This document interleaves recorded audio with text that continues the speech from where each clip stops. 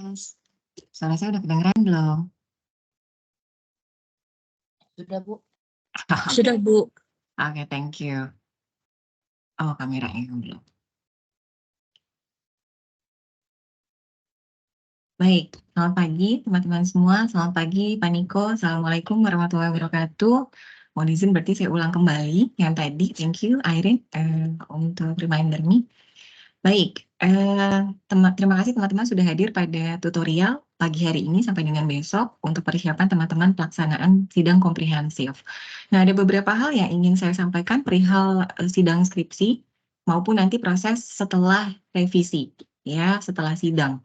Nah, satu hal yang ingin saya garis bawahi adalah saya meminta teman-teman semua untuk membaca setiap pengumuman yang kemudian kami keluarkan dari jurusan.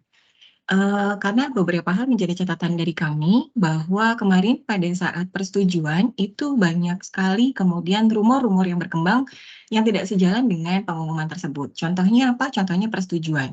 Kami sudah mengeluarkan pengumuman dari jurusan bahwa untuk persetujuan skripsi hanya satu yang dibutuhkan. Namun teman-teman tetap mengirimkan lebih daripada satu, contohnya bimbingan skripsi. Padahal teman-teman sudah melaksanakan juga untuk bimbingan skripsi dilakukan melalui Simatris. Kemudian yang kedua, ada lagi lembar pengesahan untuk persetujuan setelah sidang skripsi. Nah, di dalam pengumuman itu kami sudah menyampaikan juga bahwa lembar itu ditandatanganinya nanti setelah selesai sidang skripsinya. Nah, berkaca dari pengalaman itu, maka kemudian kami dari jurusan merasa perlu untuk menyampaikan kepada teman-teman bahwa kami mohon teman-teman dapat membaca pengumuman yang ada, ya. Jadi apa yang sudah kami kemudian keluarkan dari jurusan mohon bisa dibaca. Kemudian yang kedua adalah tidak lekas percaya atau menggunakan kata teman saya. Karena kata temannya itu belum tentu benar. Maka kembali lagi ke aturan yang nomor 1, baca secara baik-baik dan pahami apa yang ada di dalam pengumuman tersebut. Oke, berlaku juga untuk anak-anak bimbingan saya nggak usah sebut namanya ya kan, karena rata-rata begitu. Oke, kemudian kita bicara perihal persiapan sidang. Seperti teman-teman ketahui bahwa kita mulai berproses secara full dengan menggunakan Simatris mahasiswa dan juga Simatris dosen. Ini sesuatu hal yang baru, maka kemudian saya meminta teman-teman untuk sama-sama belajar, kemudian secara proaktif mengingatkan kepada Bapak Ibu dosen pembimbing skripsinya. Satu, untuk kemarin, contohnya adalah proses bimbingan skripsinya untuk disetujui. Kemudian yang kedua adalah proses persetujuan sidangnya. Nah, nanti setelah sidang skripsi itu akan ada banyak sekali tahapan-tahapan yang dilalui. Ya, contohnya adalah skripsinya, revisi skripsinya, nah itu akan kita lakukan di Simatris. Jadi saya minta sama teman-teman untuk secara proaktif menyampaikan kepada Bapak Ibunya, tentu secara sopan dan santun, Bapak Ibu mohon kiranya berkenan untuk melihat ke dalam Simatris karena saya sudah melampirkan revisi yang diminta. Mohon kiranya Bapak Ibu berkenan untuk bisa memeriksa apakah kiranya ada tambahan atau arahan lain. Oke. Itu salah satu contohnya. Lalu kemudian yang kedua adalah kita bicara perihal sidangnya sendiri. Kami sudah juga mengeluarkan pengumuman terkait dengan presentasi. Jadi isi tampilan PowerPoint presentasinya seperti apa itu kami sudah tampilkan juga di pengumuman. Jadi saya minta teman-teman untuk mengikuti, ya, supaya apa? Supaya kemudian sidang berjalan efektif dan efisien. Seperti teman-teman ketahui bahwa pada saat teman-teman mengikuti sidang skripsi dan komprehensif, itu kita terbatas waktu. Kemudian yang kedua, datang tepat waktu, saya sampaikan ke mahasiswa-mahasiswi bimbingan saya untuk datang 1,5 jam sebelum sesinya. Contoh misalkan Airin sidangnya jam 11, maka saya minta Airin dan teman-teman semua untuk datang 1,5 jam sebelumnya minimal. Kenapa? Karena kalau misalkan kemudian terjadi amit-amit sesuatu hal, sehingga kira kemudian sidang jam 11 tersebut harusnya dilaksanakan jam 11, tapi kemudian maju ke 9.30. Nah, Airin dan teman-teman sudah siap karena sudah ada di kampus. Oke, itu kiranya terkait dengan persiapan sidang. Kemudian yang kedua, menggunakan pakaian yang memang ada di dalam buku pedoman akademik. Pakai blazer hitam, pakai kemudian kemeja putih, pakai celana hitam, pakai sepatu pantofel. Untuk yang laki-laki pakainya dasi gitu. Untuk yang perempuan berhijab pakai kerudung warna hitam, kemudian untuk yang tidak berhijab dimohon untuk rambutnya terlihat rapi dan proper. Kalian nggak mau apa namanya cepol atau kemudian nggak mau kunciran nggak apa-apa, yang penting proper. Jadi pada saat sidang tuh nggak sibuk sama rambutnya sendiri, ya. Kemudian yang kedua adalah data-data yang teman-teman buat, data skripsi, kemudian data perusahaannya, sampling segala macam itu dijadikan satu di dalam Google Drive. You name it, boleh Google Drive, boleh Cloud, boleh OneDrive, terserah. Ya, karena apa? Karena pada saat kita sidang tadi terkait dengan waktu, nah teman-teman harus persiapkan juga. Kalau misalkan kemudian teman-teman nanti tidak bisa menggunakan laptopnya teman-teman, maka kita akan gunakan PC di setiap ruangan. Maka teman-teman bisa dengan mudah kemudian mengambil datanya dari situ. Terkait data, lebih baik kalau misalkan teman-teman ada satu link, sehingga nanti kemudian memudahkan untuk melihat annual report atau laporan keuangan yang nanti misalkan dibutuhkan pada saat sidang skripsi. Oke, kemudian yang ketiga terkait dengan uji Turnitin, ya, dilakukan nanti, sesuai dengan aturan yang berlaku. Nggak usah di luar daripada koridornya, karena sanksi yang akan kita berikan adalah, kalian dinyatakan tidak berhasil untuk sidang pada kali ini, sehingga kalian diminta untuk perpanjang nanti di semester berikutnya. Oke, berlaku juga nanti untuk periode revisi. Misalkan Airin sidang, kemudian 30 hari sesuai dengan aturan yang ada, itu sudah harus selesai sampai dengan pengesahan ketua jurusan. Ya, bukan cuma sekedar skripsinya selesai saja, namun sudah disahkan oleh ketua jurusan. Kalau sudah disahkan oleh ketua jurusan, maksudnya gimana Bu Wina? Berarti Airin sudah melakukan persetujuan ke dosen pembimbing skripsinya, ke dosen penguji, ke ketua pengujinya. Oke, lalu kemudian mendapatkan pengesahan dari Ibu Friska, ya, selaku ketua jurusan akuntansi. Nah, itu waktunya di kurun waktu yang sudah ditetapkan nanti pada saat teman-teman bersidang nantinya. Jika kemudian teman-teman melewati batas tanggal tersebut, maka sidang yang kemarin dinyatakan batal atau gagal. Oke, nah kiranya itu aja. Yang utama dari saya adalah satu, teman-teman harus makan dulu ya. Susah Bu Wina nggak bisa makan, iya saya tahu rasanya. Tapi kalau misalkan kemudian teman-teman nggak bisa makan, ngeblank di dalam, ya Pak Niko. Usahakan makan dulu, mau sedikit nggak apa-apa, yang penting ada yang masuk. Kemudian yang kedua adalah istirahat. Dengan posisi teman-teman sudah tahu tanggal periode sidangnya, maka saya harapkan teman-teman sudah bersiap mulai dari sekarang. Jadi nggak ada alasan nanti pada saat Bu Mardia atau kemudian Bapak Ibu yang lain dari admin jurusan menginformasikan tanggal, teman-teman belum siap. Ya, pergunakan waktunya sebaik mungkin. Saya tahu teman-teman ada yang intern, ya, kemudian ada juga yang mungkin magang di kantor di luar daripada KAP, namun dipergunakan sebaik-baiknya waktunya, ya, karena perjuangan teman-teman tinggal sedikit lagi, ya. Yang utama sekali adalah meminta doa restu dari orang tua atau orang-orang di rumah. Oke, saya doakan kemudian teman-teman bisa berhasil ujiannya, baik sidang skripsinya maupun komprehensifnya lulus dengan nilai yang memuaskan. Ya, itu aja kiranya dari saya. Saya kembalikan ke Pak Niko. Terima kasih teman-teman semua. Selamat pagi. Assalamualaikum warahmatullahi wabarakatuh. Saya izin pamit ya. Ya, terima kasih Bu Wina. Terima kasih Pak Niko.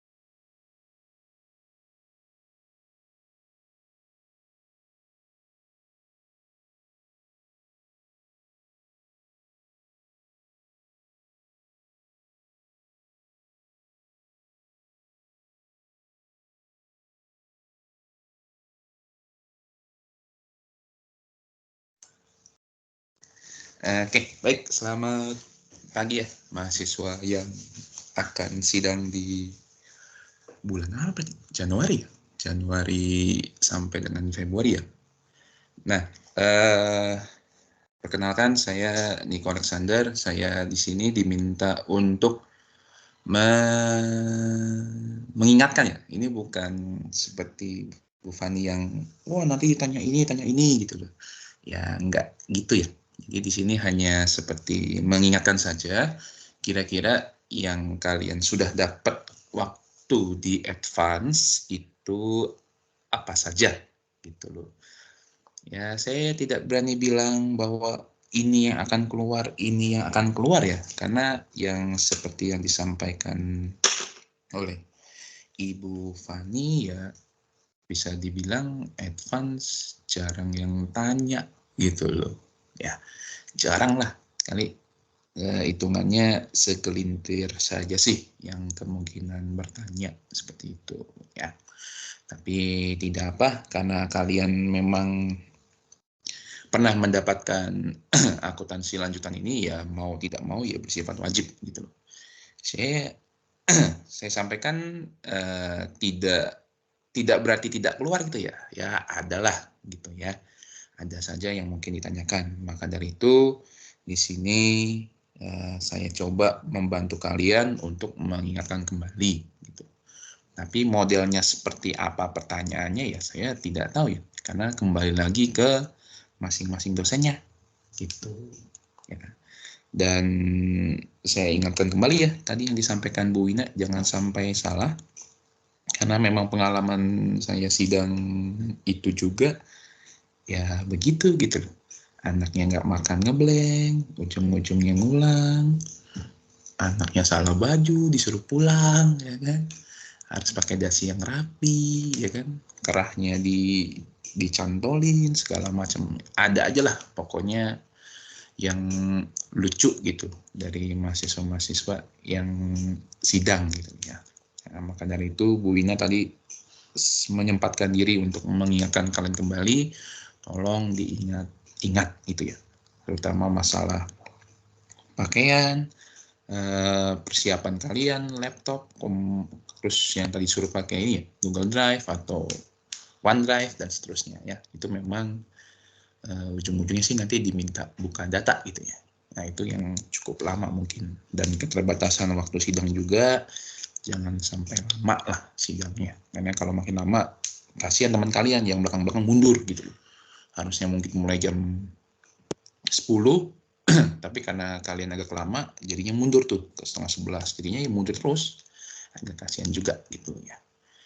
Nah baik, saya mulai untuk tutorial advance di sini. Di sini saya mengcopyright atau membawa nama Bu Niken ya, Bu Niken Destriana, karena ini punya beliau.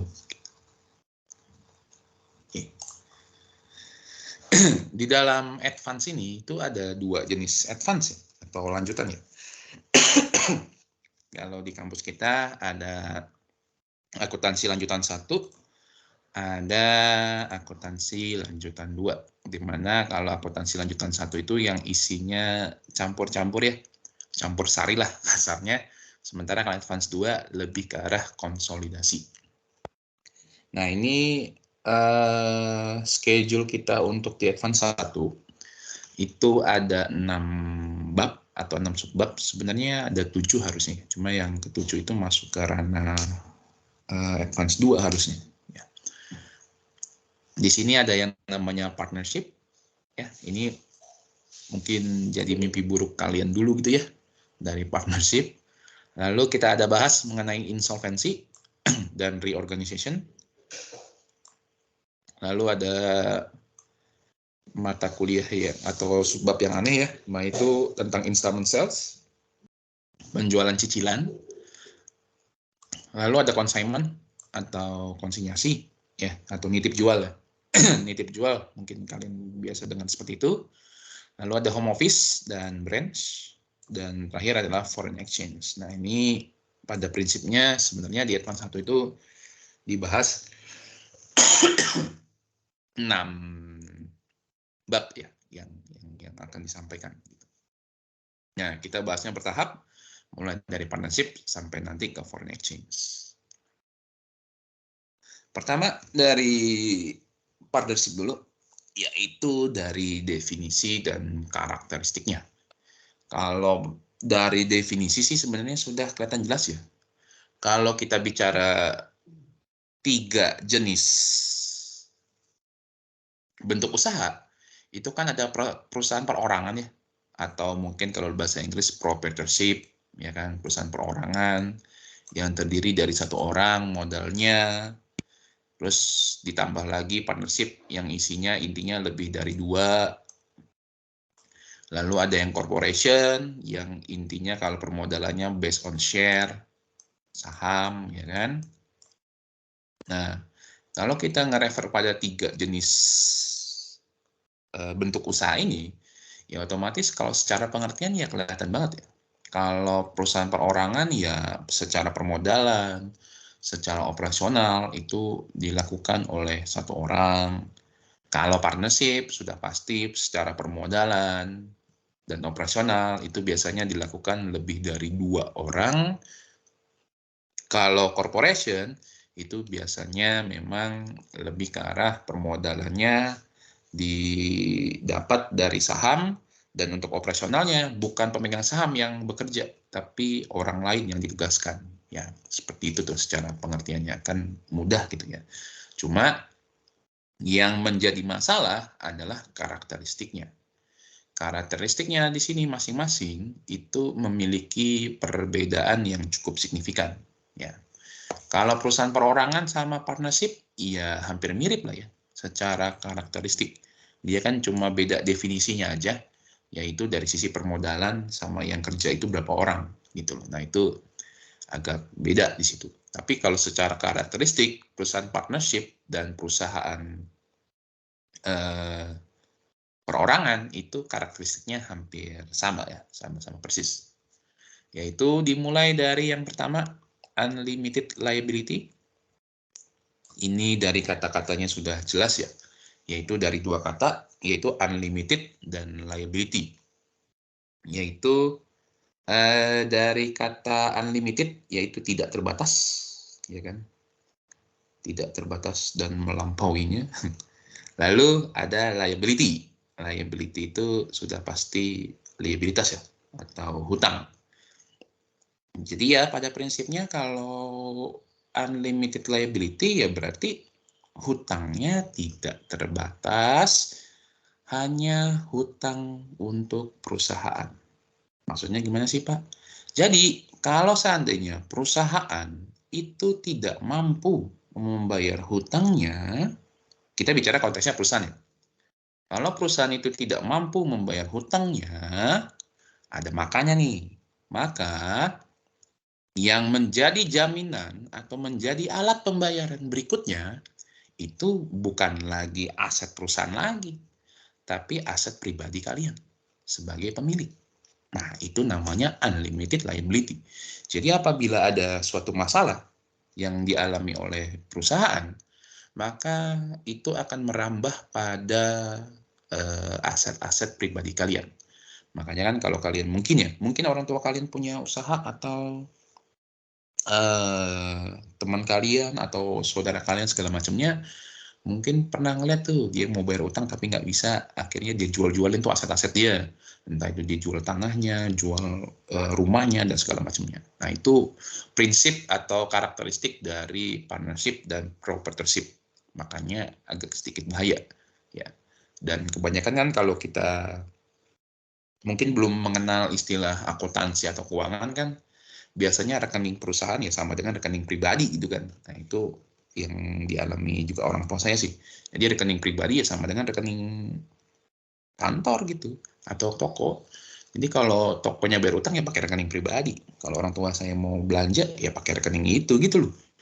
Nah, itu kan tidak ada pemisahan ya. Makanya disebut dengan unlimited liability. Jadi nanti kalau amit-amit orang tua saya nggak bisa bayar utang, ya saya yang jadi jaminan gitu kan. Dijual atau digadai gitu sebagai alat pembayaran. Itu karakteristik pertama. Yang kedua adalah limited life. Umurnya terbatas. Kenapa umurnya terbatas? Ya kan yang kerja 1 orang, 2 orang gitu ya. Kalau kerjanya 1 orang gitu kan, nggak ada yang nerusin, ya udah bubar gitu ya. Atau mungkin usaha orang tua kalian kelamaan kerja di kantor, disuruh ini ngurus toko nih, nggak mau gitu. Ya udah, begitu orang tua kalian maaf ya, amit-amit meninggal, jadi atau orang tuanya meninggal, ya udah usahanya bubar gitu. Nah, makanya prinsipnya limited life. Di partnership pun juga sama, limited life. Kalau misalnya udah selek gitu kan, udah tidak satu visi satu misi, ya bubar gitu ya. Ini makanya kalau karakteristik dari partnership dan perusahaan perorangan memang limited ya, terbatas. Nah, ini hanya berlaku untuk di partnership aja, yaitu mutual agency. Mutual agency itu ya mereka maunya ya saling membagi gitu ya. Kan dari kata-kata mutual. Ya, mutual itu berarti ya saling berbagi lah gitu. Jadi ketika perusahaannya dapat untung ya bagi 2 atau tergantung perjanjian. Kalau rugi pun juga sama, ya bagi 2 atau sesuai perjanjian. Jadi intinya untung atau rugi ya sama-sama diberikan ke masing-masing partnership. Nah, itu karakteristik dari partnership. Bagaimana kalau karakteristik dari corporation? Dia corporation nanti dijelaskan di belakang ada ya. Dia kebalikan dari prinsip partnership. Ya, itu nanti saya jelaskan. Nah, yang paling penting ketika kalian membuat suatu partnership, ingat ya, ini apapun yang kalian sertakan, apapun yang kalian bawa, itu harus dicatat sebesar nilai fair value-nya. Jadi, kalau kalian bikin partnership, ya kalian harus nilai dulu barang-barangnya sesuai dengan kondisi nilai wajarnya saat ini. Ya. Contoh, ini ada si A, si B, mau bikin partnership nih. Si A bawa uang kas, si B bawa uang kas, ya kan? Sama. Cuma bedanya B mungkin lebih banyak uang. Dia bawa ruko, ya kan? Nah, si A nggak punya apa-apa, ya kan? Si B tambah lagi, misalnya punya peralatan atau punya mesin. Nah, ini yang dibawa oleh A dan yang dibawa oleh B berupa kas dan lain-lain itu harus dicatat sebesar nilai fair value-nya. Siapa yang nyatet? A atau B? Iya, bukan A, bukan B. Tapi ke perusahaannya atau usaha mereka itu apa? Nah, ke partnership-nya ya. Jadi partnership-nya yang nyatet. Perusahaannya nyatet. Karena memang secara pribadi kan tidak pernah dicatat. Jadi apa yang diberikan A ke dalam partnership, B berikan kepada partnership, nah itu harus dicatat sebesar nilai fair value-nya. Kalau nilai kas, ya fair value-nya sama dengan nilai nominalnya ya. Nah mungkin kan kalian lihat 100.000 kalian belanjain, orang yang ngomong, wah ini 50.000 nih, kan nggak mungkin itu ya. Dan nilai nominalnya kan tetap 100, dianggap tetap 100.000. Ya, makanya kalau nilai kas, fair value-nya tetap sama. Cuma kan yang menjadi masalah adalah dari sisi ruko dan mesinnya. Apakah nilai ruko dan mesinnya sama dengan waktu pembeliannya? Ya belum tentu juga. Mungkin kalau ruko harganya terus naik, tapi kalau mesin kan bisa turun aja. Bisa aja turun gitu. Nah, makanya ketika membuat partnership harus dicatat sebesar fair value-nya. Itu penting tuh. Ya mungkin ada yang iseng kan sama kalian ya kan. Nih ada A sama B mau gabung nih. Masing-masing bawa barang begini. Itu nyatetnya gimana? Nah, kalian jawab aja. Nilai fair value-nya berapa? Pak, Bu, baru bisa saya catat. Kalau nggak ada fair value-nya saya nggak bisa catat. Nah, gituin aja. Ya. Nah itu awal pembentukan. Ketika awal pembentukan, ya kan, awal terus udah selesai, udah kita bangun, akhirnya kan jalan tuh, jalan usahanya. Ketika jalan usahanya kan awal-awal mungkin rugi, ya. Terus setelah berjalan berapa lama baru untung. Nah, ingat prinsipnya. Tadi ada yang namanya mutual agency. Ketika perusahaan itu mengalami atau partnership itu mengalami keuntungan ataupun kerugian, harus dibagi. Ya, harus dibagi-bagi karena kedua-duanya saling menanggung. Keduanya saling menanggung, ya event itu rugi ataupun untung. Nah, kerugian yang dialami, keuntungan yang didapat, itu harus dibagi berdasarkan beberapa hal. Ya, pada prinsipnya sebenarnya ada dua ya. Dua dasar kalian mengalokasikan keuntungan atau kerugian. Yang pertama, pakai fixed ratio. Fixed ratio ini apa, Pak? Ya, fixed ratio kan pembagiannya tetap ya. Jadi kalau misalnya teman kalian dan kalian bikin usaha nih, terus kalian bikin perjanjian, ya udah ya kita bagi dua ya, untungnya ya, untung atau ruginya kita bagi dua ya, 50-50 ya. Nah udah itu namanya fixed ratio. Jadi kalian mau dapat nilai, dapat keuntungan berapapun ya pembagiannya tetap sama, yaitu 50-50. Atau di perjanjian, lu kan bawa uang dikit, gue bawa uang banyak, gue yang 60, lu 40 ya. Nah itu jadi perbandingannya ya udah tetap sama, 60-40. Ya, itu namanya fixed ratio. Atau yang kedua, berdasarkan capital balance. Ya, berdasarkan perbandingan capitalnya, modalnya. Jadi, misalnya si A bawa berapa nih A nih? Misalnya bawa 100 lah. Si B bawa totalnya 400. Ya udah, kan perbandingannya 100 dan 400. Berarti si A cuma dapat sekitaran 100 dibagi 500 gitu kan. Sama dengan 20%. Berarti sisanya 80% diambil oleh B. Nah, seperti itu ya. Itu namanya capital balance. Berarti berdasarkan modal yang kalian setor. Semakin besar modalnya, biasanya semakin besar juga proporsional kepemilikan kalian dan pembagian laba atau ruginya. Gitu. Ya.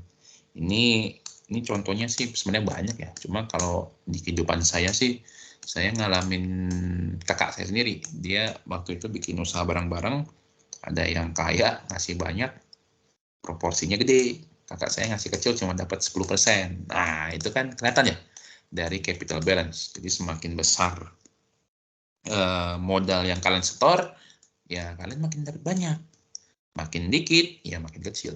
Ini contohnya aja gini, si A cuma ngasih K 100, si B totalnya 400. Ya berarti 20-80 gitu. Si A cuma dapat 20, si B dapat 80. Karena si B kebetulan yang paling besar. Kalau berdasarkan capital balance. Kalau fixed ratio, ya bisa aja si A 50, si B 50. Bisa aja. Karena kan tergantung perjanjiannya.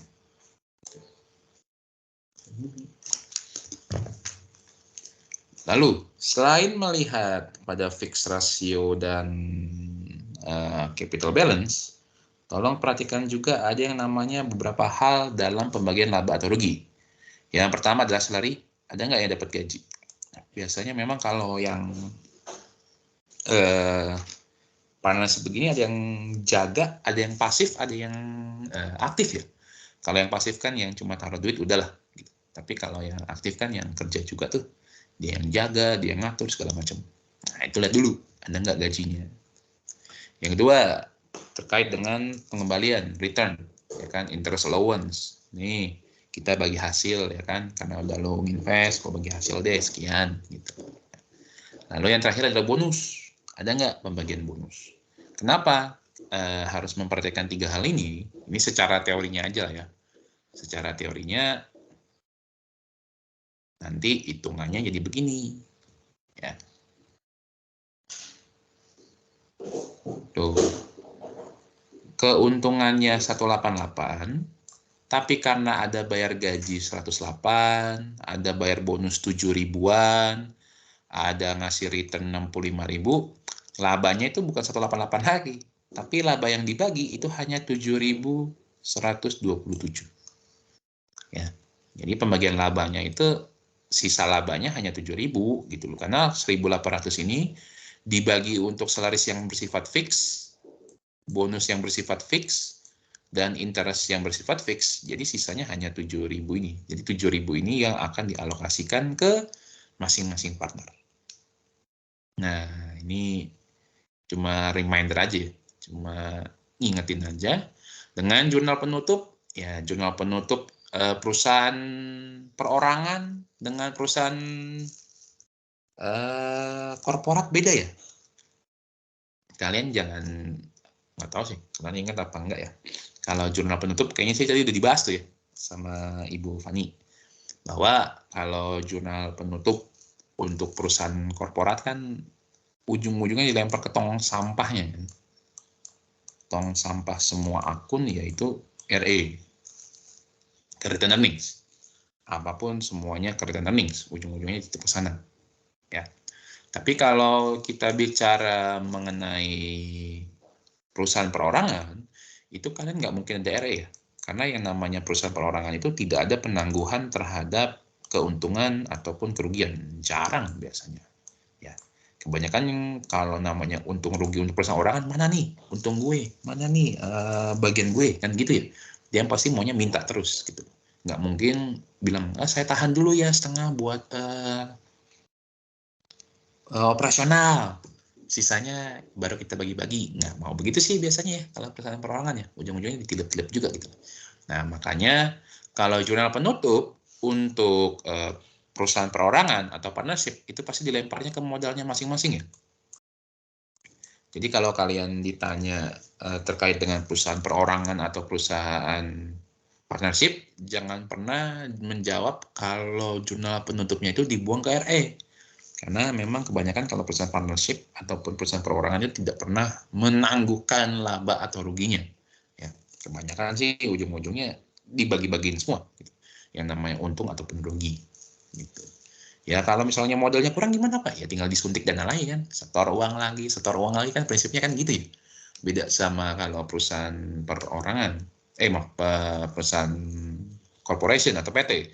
Kalau PT kan ditahan labanya buat apa? Buat operasional kita. Karena kalau nanti duitnya kurang, malas gitu minjem duit atau menerbitkan saham baru, ada biayanya mahal. Lebih baik kita tahan aja kan, prinsipnya gitu ya. Tapi kalau perusahaan perorangan kan jarang. Ya udah, untung ruginya bagi aja. Kalau kurang modal gimana? Suntik lagi. Ya. Nah itu baru awal-awal nih ya. Karena partnership itu bicaranya luas. Ada yang namanya change atau perubahan. Perubahan dalam kepemilikan partnership. Sebenarnya prinsipnya sih kepemilikan itu bisa berubah biasanya karena ada yang namanya admission dan withdrawal. Admission berarti ada orang baru masuk, atau withdrawal adanya orang keluar. Ya, withdraw kan dia menarik ya, menarik kepemilikannya. Udah selek, buat tarik aja. Gitu. Nah, untuk orang baru masuk itu ada beberapa cara ya. Ini secara teorinya lagi balik ya. Ini kan secara teorinya aja. Ada orang masuk yang baru masuk dapat dilakukan dengan cara satu, directly acquired from existing partner. Jadi dia beli kepemilikan partner yang itu tuh. Bahasa kasarnya tuh under table lah. Jadi misalnya A tadi kan 20 ya. B tadi 80. Datang C nih. Nyamperin si B. Saya beli kepemilikannya ya. Saya mau ambil 30%. Ya berarti kan si B udah tidak lagi menjadi 80, tapi menjadi 50. Nah, transaksi perubahan ini itu si A ya pada prinsipnya kagak tahu gitu. Ya kan? A nggak tahu si C naruh beli berapa sih gitu. Karena ya prinsipnya under table. Yang dicatat hanya perubahan kepemilikan aja. Si B yang awalnya 80 berubah menjadi 50, jadi kepemilikannya berkurang dan kepemilikannya itu diambil oleh si C sebesar 30%. Jadi kalau transaksi yang pertama itu under table ya, di bawah meja lah. Nggak ada yang tahu hanya C dan B saja, dan Tuhan yang tahu. Atau cara yang kedua, ini cara yang paling benar sebenarnya, cuma nggak benar-benar juga lah. Yang kedua itu adalah invest. Nah, jadi ini bukan transaksi under table, tapi transaksi di atas meja gitu. Jadi si C datang bawa duit, nih gue invest, tapi gue dapat kepemilikan di sini. Nah, gitu ya. Jadi nomor 1 under table, nomor 2 di atas meja, per table. Tuh. Lalu yang kedua, kenapa bisa berubah? Yaitu withdrawal. Orang keluar, ya. Orang keluar, dia kesel sama partnersnya, akhirnya dia withdraw, dia mengundurkan diri. Cara dia mengundurkan diri juga ada dua, ya, sama prinsipnya, yaitu dia jual kepemilikannya ke pihak lain atau ke partner yang lain. Kalau lo mau gue jual, atau ya udah, gue nggak mau jual, gue tarik semua ya modal gue gitu, ya.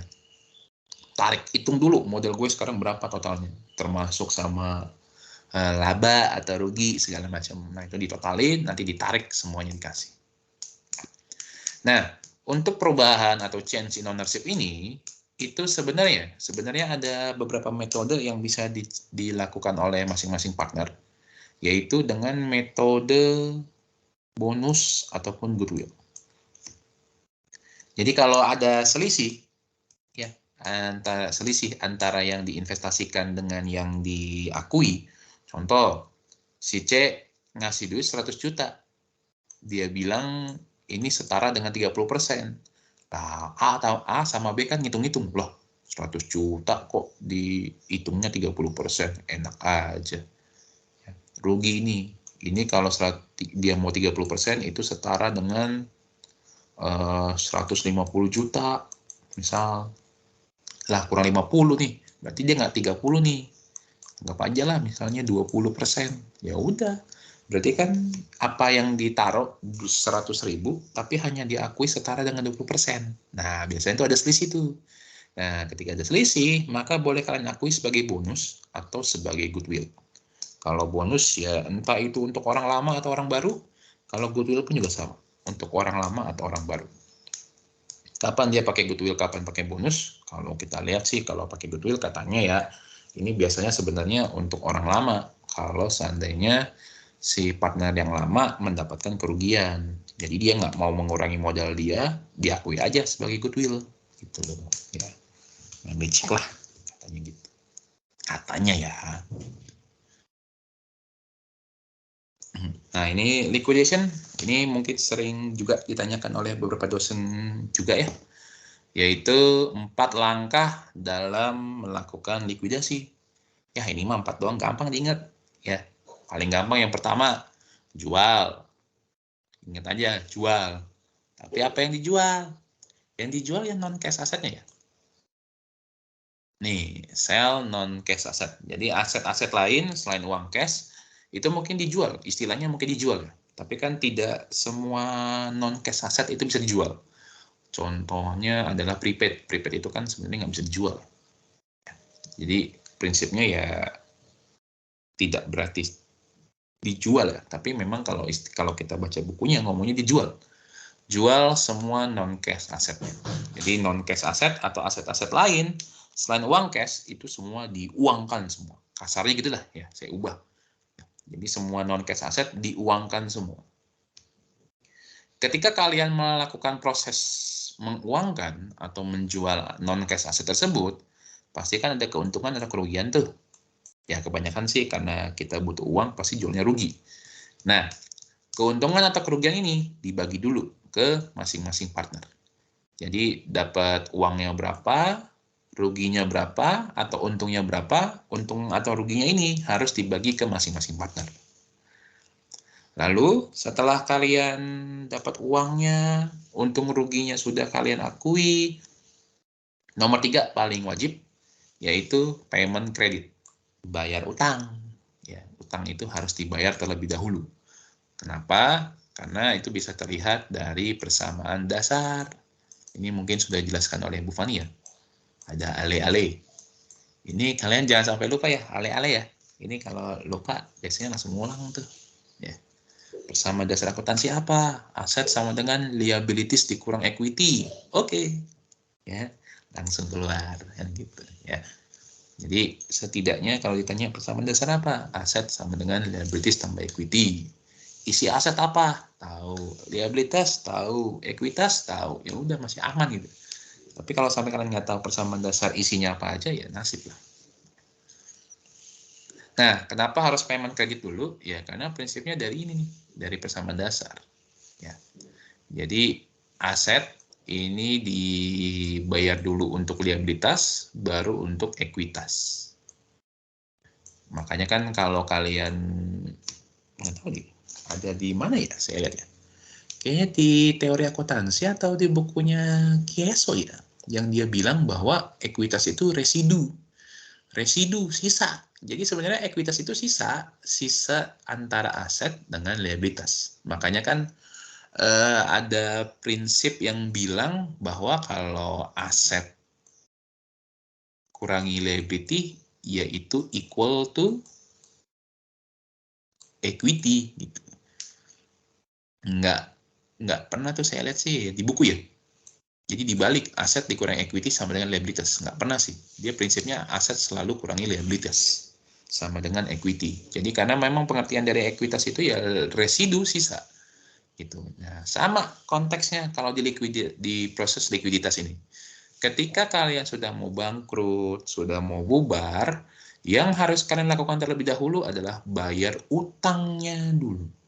Setelah hutangnya lunas, baru sisa uangnya dibagi ke masing-masing partner atau diserahkan ke bagian ekuitasnya. Dan hal ini pun juga sama terjadi kalau kalian di corporation ya, yang di PT ya. Kalau PT udah bangkrut, ya yang kita ini sisanya selalu dapat sisa. Ya. Bagian ekuitas itu pemegang saham selalu dapat sisanya. Ya, makanya pengertian ekuitas itu sebenarnya residu, sisa. Ya. Dan kan suka ada pertanyaan, boleh nggak dibulak-balik? Ya nggak boleh lah ya. Nggak boleh aset sama dengan equity plus liabilities. Konteksnya nanti jadi beda. Gitu prinsipnya. Nah, itu 4 tahapan. Jadi kan gampang ya. Kalian tinggal apalin. 1, jual non-cash aset. 2, keuntungan atau kerugiannya dibagi-bagi. Yang ketiga, bayar utang, ya kan? Karena sesuai dengan prinsip bersama dasar. Yang terakhir, kalau masih ada sisa duit, ya baru dibagi ke masing-masing partner. Nah, mudah toh? Metodenya ada 2 metode, simple dan installment. Ini sebenarnya tidak terlalu berbeda jauh ya antara simple dan installment, cuma beda di tahap satunya aja. Kalau kalian jualnya sekaligus ya, sold in one time, jual dalam satu waktu yang sama, itu namanya simple. Tapi kalau kalian jualnya more than one times, jualnya bertahap ya, kasarnya gitu ya. Jualnya pelan-pelan. Saya nggak langsung jual banyak dah. Saya jual dulu, ya kan. Misalnya jual gedung dulu deh, atau jual tanah dulu. Nanti baru saya bertahap jualan yang lain segala macam. Nah, itu namanya installment liquidation. Jadi kalau ditanya bedanya simple dan installment liquidation itu apa? Kalau simple jual non cashnya sekaligus. Kalau installment dia jualnya bertahap. Nah, itu dia bedanya. Nah, itu untuk untuk partnership. Jadi kalau partnership kita bicaranya banyak ya. Mungkin waktu dulu kalian di ujian dipisah-pisah tuh. Nggak seru. Harusnya jadiin satu kayak begini gitu. Sampai muntah ngerjain.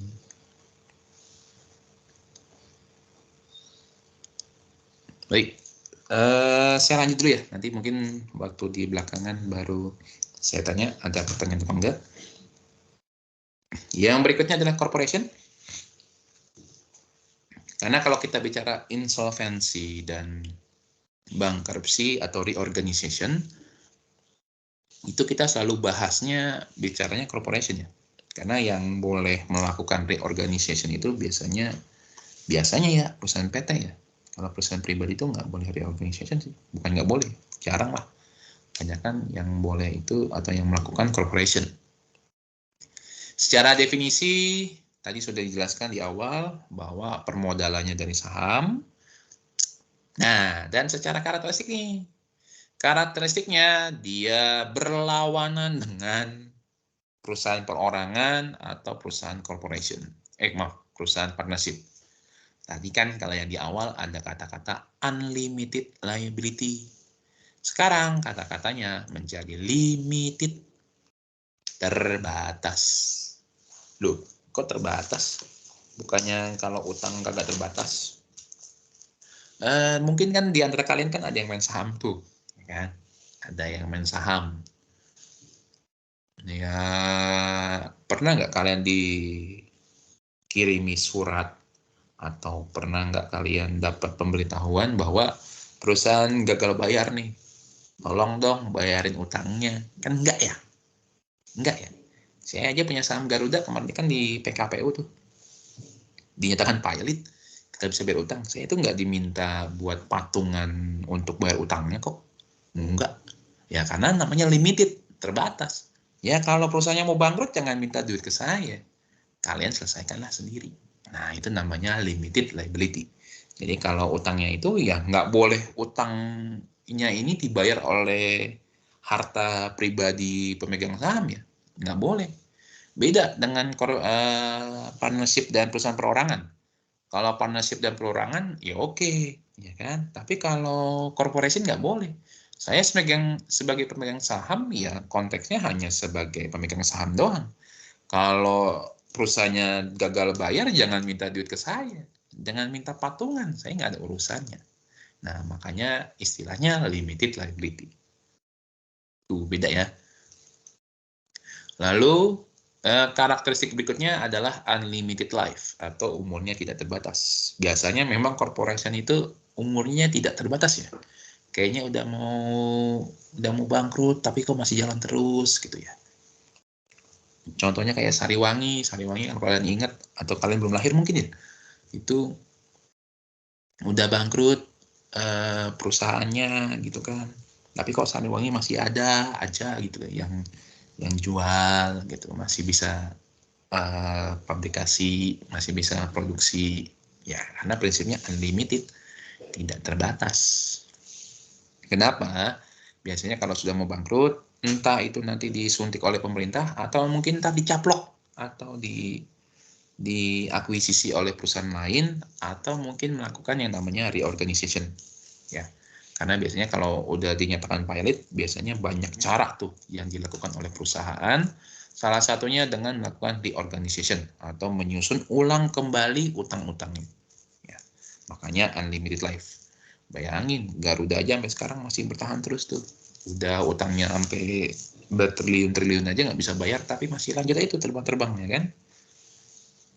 Atau mungkin kalian waktu dulu, nggak tahu udah lahir atau belum, ada yang namanya TV tuh sebelum MNC TV yang isinya dangdutan semua. Dulu namanya TPI. Nah, TPI itu PKPU tuh bangkrut. Akhirnya dicaplok tuh sama pemilik MNC siapa sih?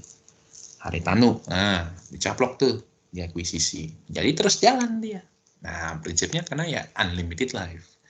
Atau mungkin dulu Bank Senturi yang nipu banyak orang, sekarang kan ganti tuh, disuntik dana lagi, namanya Bank Mutiara, ganti nama doang.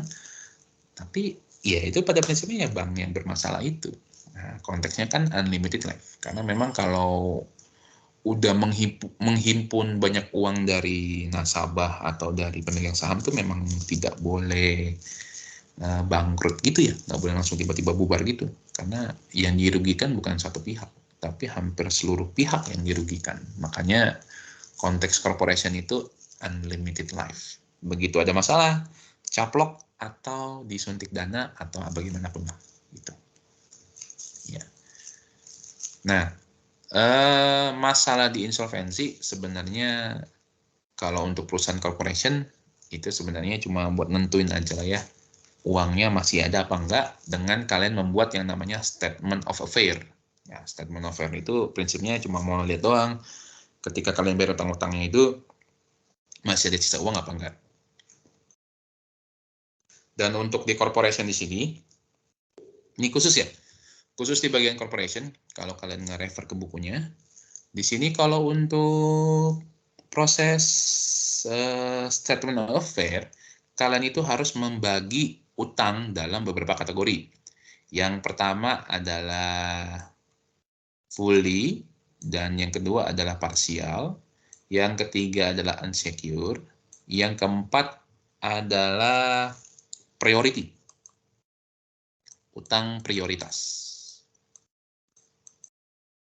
Nah, jadi kalau di dalam statement of affair kalian coba ingat-ingat lagi bahwa kalian memang harus membagi kreditor dalam beberapa kategori.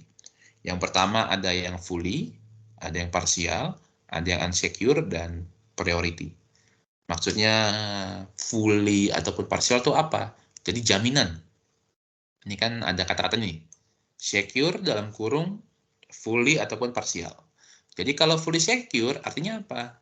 Utang kalian 100, tapi dapat jaminan yang 1000. Ya udah, namanya fully.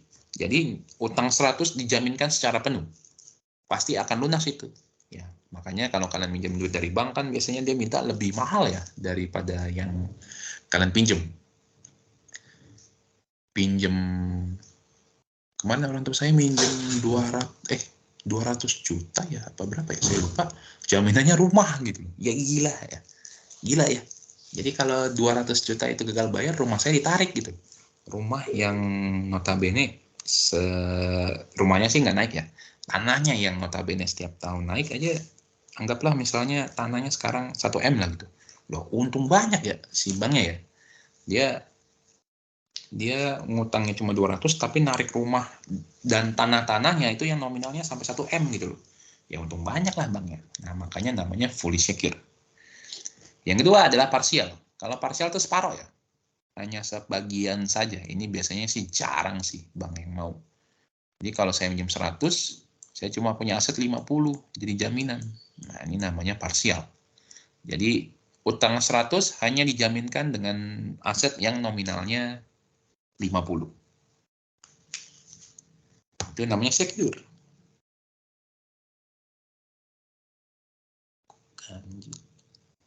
Lalu ada yang namanya unsecure. Kalau unsecure itu berarti yang tidak ada jaminannya sama sekali.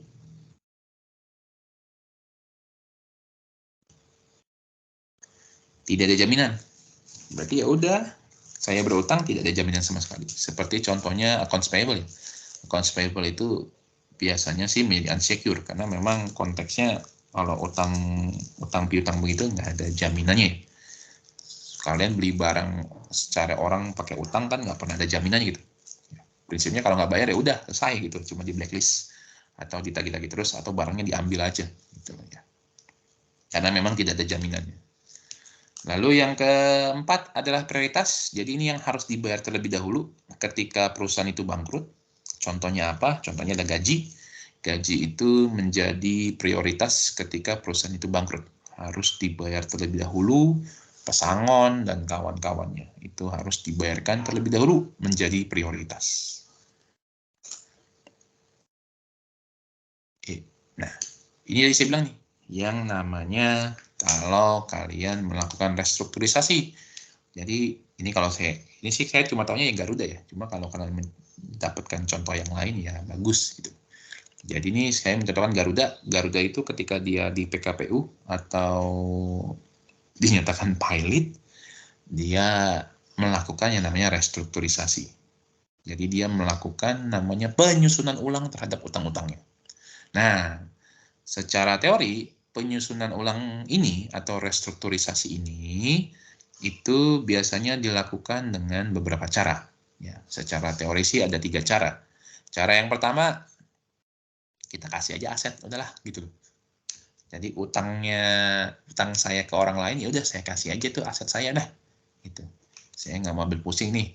Mau itu nilainya lebih tinggi atau lebih rendah, pokoknya saya bayar, udahlah lu mau terima apa enggak. Kalau nggak mau terima, ya gue nggak ada duit lagi. Gimana dong? Nah, gitu. Ya, itu namanya transfer of asset. Yang kedua, ini mungkin yang masih sedikit agak sering dilakukan, yaitu ya udah utang lu tukar aja nih sama ekuitas atau tukar sama saham deh. Nah, gitu loh. Nah, itu yang mungkin masih terjadi ya. Kemarin Garuda begitu. Dia ada beberapa utang yang dia nggak mampu bayar, akhirnya dibilang ya udah ditukar menjadi saham saya aja gitu. Nominalnya berapa Pak harga belinya? Ya nggak tahu, sesuai perjanjian. Biasanya sih sesuai di bawah harga pasar banget itu pasti. Ya. Nah itu yang kedua. Nah yang ketiga ini yang paling sering dilakukan yaitu memodifikasi term atau memodifikasi tempo pembayarannya. Entah waktunya diminta perpanjang dengan bunga dikecilin, atau mungkin bunganya dikecilin tapi tidak memperpanjang tempo. Nah, itu namanya modify terms. Nah, ini adalah cara kalian untuk merestrukturisasi biar tetap survive. Walaupun dinyatakan pilot, tapi bisa kalian tetap survive. Yaitu dengan melakukan 3 hal ini. Ya. Yang nomor 1, saya jarang lihat beritanya sih. Tapi yang nomor 2 dan nomor 3 paling sering tuh saya lihat beritanya dan baca di notes-nya. Mungkin kan di sini kalian masih pakai, bukan mungkin pakai, pasti pakai laporan keuangan kan, cuma kan kita terlimitasi ya. Kalian jangan bilang limitasi, ya kan, keterbatasan penelitian. Hanya menggunakan perusahaan cyclist dan non-cyclist, kan bukan lingkungan yang membatasi, ya kan? Tapi kan kalian yang membatasi sendiri, kalian maunya yang cyclist sama non-cyclist. Nah, itu harusnya sih bukan keterbatasan ya. Gitu. Kayak 3 tahun bukan kalian yang bukan terbatas karena datanya cuma 3 tahun ya. Tapi kan kalian yang milih 3 tahun. Gitu. Nah, itu namanya bukan keterbatasan. Tapi kan kalau yang namanya keterbatasan jadi ada hal yang menghalangi gitu ya. Misalnya keterbatasan duit. Nah, itu kan kalian mau beli barang tapi dibatasi oleh keadaan sosial, keadaan ekonomi. Nah, itu namanya keterbatasan. Gitu. Nah, ini cara kalian untuk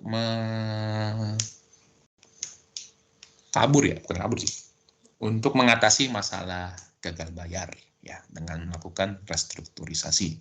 Jadi biar nggak pilot, ya kalian lakukan restrukturisasi ini.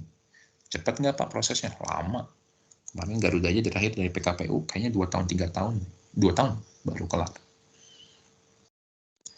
Nah, kita lanjut. Untuk advance 1 masih banyak ya. Lalu ada installment sales. Kita sampai jam berapa dulu? Sampai jam 12. Bisa. Installment sales. Secara definisi, ya penjualan cicilan gitu ya. Kalau saya bilang penjualan cicilan. Ini sih kagak ada yang nanya ya. Jarang banget nanya installment sales. Cuma mungkin dia cuma nanya begini. Apa sih bedanya installment sales dengan penjualan credit sales? Kan kita mendengarkan biasanya kredit ya. Kayaknya kita kalau ngomong jual nyicil ngomong juga kredit gitu ya. Kita nggak pernah ngomong installment sales. Kita kan selalu ngomong credit sales gitu ya. Ya, beda apa enggak ini antara credit sales dengan installment sales? Mungkin kalau orang awam bilangnya ya sama gitu. Lah kan saya bayar kredit, bayarnya nyicil juga gitu. Ya kalau kita ngelihat ke teorinya sih ya itu bilangnya beda antara installment sales dengan credit sales. Kalau installment sales sudah kelihatan di bawah ya. Mana ini? Oh ini. Nih. Deferred. Jadi ditahan dulu. Kalau installment sales, ketika kalian jualan, gross profit-nya itu tidak boleh diakui di dalam laba rugi. Nggak boleh tuh. Kalian berarti kalau jualan cicilan atau penjualan installment sales, sebenarnya belum mendapatkan keuntungan ataupun kerugian. Belum. Nunggu kapan? Nunggu ini nih. Cash paid. Nunggu dibayar. Mau bayarnya nyicil 20% dulu, 30% ya berarti kalian akui keuntungan juga bertahap gitu loh. 20% dulu, 30%, 40% dan seterusnya. Nah, itu installment sales. Tapi kalau credit sales, penjualan kredit biasa yang selama ini kalian pelajari dari akuntansi dasar sampai intermediate, nah itu beda dengan installment. Kalau installment ditahan dulu, tapi kalau kredit itu enggak. Kalau credit sales, ya kalian jualan udah langsung akui keuntungannya. Mau dia bayar mau enggak, ya tidak boleh diakui. Boleh diakui, silakan. Prinsipnya kalau credit sales berarti accrual basis ya, sesuai dengan kejadiannya aja. Kalau accrual. Tapi kalau installment sales sudah jelas ya, dia kan ngomongnya cash paid, sesuai dengan uang cashnya. Jadi cash basis. Sudah jelas tuh perbedaannya ya. Ya, kalau jurnalnya gimana, kalian coba baca lagi ya. Saya nggak mungkin menjelaskannya lagi karena keterbatasan waktu cuma 2 jam. Kalau mau bahas sampai jurnal-jurnalnya, Mungkin saya minta sampai 6 jam kali ya buat bahas semuanya. Cuma bosan banget gitu kan ya, ngedengerin saya terus. Nah, lanjut ada yang namanya default dan reposition. Jadi kalau kalian gagal bayar, ya muncul yang namanya default dan repost. Repost itu berarti saya tarik lagi tuh. Ya. Jadi kalau kalian gagal bayar, nggak bisa bayar ya saya tarik lagi. Ya. Contohnya kayak mungkin kalau di lingkungan perkampungan biasanya tuh yang panci tuh, cicilan panci, cicilan baju, biasa kan ada yang orang datang harian tuh, saya nggak tahu di tempat kalian ada apa enggak. Nah itu biasanya kayak gitu tuh, kalau nanti dia gagal bayar, pancinya diambil lagi, ya kan, atau bajunya diambil lagi, gitu. Ya. Atau mungkin ada yang jual nyicil atau kalian bayar per harian. Itu kalau kalian masih di daerah-daerah kabupaten kayak gitu, masih banyak tuh yang suka nyicil bayar harian tuh. Ya. Lanjut, sekarang konsinyasi, consignment, definisinya apa? Definisinya ya titip jual ya, titip jual dari konsignor ke consignee. Jadi consignor yang nitipin, consignee yang dititipkan, nitip barang. Contohnya ya kalau kalian ke warung-warung itu suka lihat kaleng kerupuk legend ya, yang warna biru. Kalian makan bakso, kalian makan warteg, makan mie ayam, itu pasti ada yang legend tuh, ya, legendaris, yaitu kaleng kerupuk biru. Nah itu titipan itu ya, dititipin itu sebenarnya. Ya. Merupakan barang titipan dari produsen kerupuk. Atau mungkin kalian kalau sering lihat ke warung-warung ada roti yang cuma ditulisin, tempelin pakai label coklat, kelapa, serikaya, nggak tahu tuh isinya benar apa enggak. Nah, yang harganya mungkin 1.000 ya, apa sekarang 1.500, saya udah lama nggak beli itu. Nah, itu juga titipan. Atau mungkin yang mau lebih modern lagi, mungkin kalian pernah ke Star atau ke Matahari. Nah, itu juga banyak barang titipan ya. Kalian mungkin lihat bonnya aja. Saya nggak tahu kalian pernah lihat bonnya apa enggak.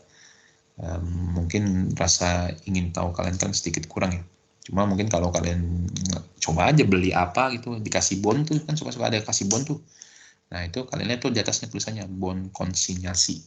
Nah itu biasanya kalau kalian mau lihat di Matahari tuh, ya, ada yang namanya bon konsinyasi. Nah kenapa orang mau konsinyasi? Ya tujuannya ingin memperluas pangsa pasar aja, lebih gampang ya. Cuma titip untuk dijual, ya udah ntar urusan